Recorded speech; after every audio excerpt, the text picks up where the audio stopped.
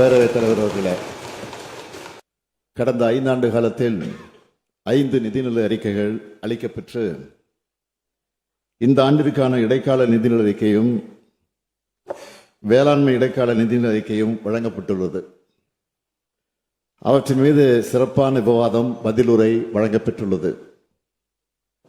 வேளாண் அமைச்சர் MRK பன்னீர்செல்வம் அவர்களும் நிதி அமைச்சர் தங்கம் தென்னரசு அவர்களும் சிறப்பான அறிக்கையையும் பதிலுரையும் வழங்கியிருக்கிறார்கள். இதன் தொடர்ச்சியை அடுத்த 2 மாதத்தில் மீண்டும் வந்து நிச்சயம் இன்னும் கூடுதலாக அடுத்த 2 மாதத்தில் மீண்டும் வந்து நிச்சயம் இன்னும் கூடுதலாக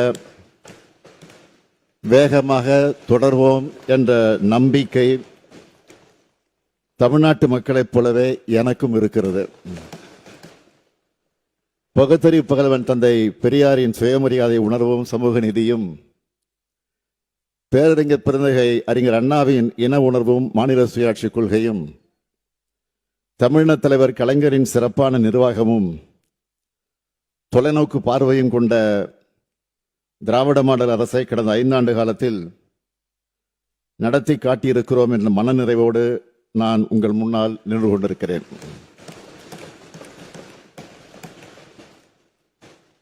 எனக்கு தரப்பட்ட பொறுப்பை மிக சிறப்பாகவே செய்ததாகவே நான் நினைக்கிறேன்.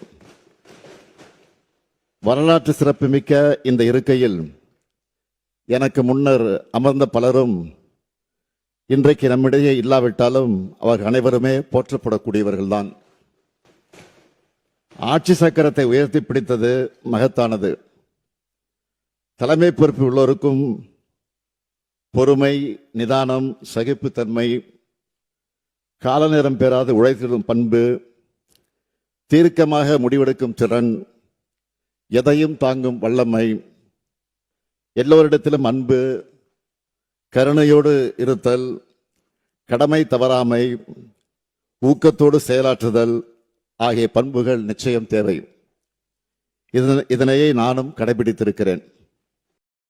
ஆராய்ந்து முடிவெடுக்கும் பண்பு, அந்த முடிவினால் விளையும் பயன், பயன் பெற்றவர்களின் உயர்வு, உயர்வினால் உண்டாகும் வளம், வளத்தினால் விளைந்திடும் இன்பம், இன்பத்தால் கிடைத்திடும் நன்மை, இதுவே நாம் இப்பொழுது காணும் தமிழ்நாட்டின் வளர்ச்சிக்கு அடிப்படை.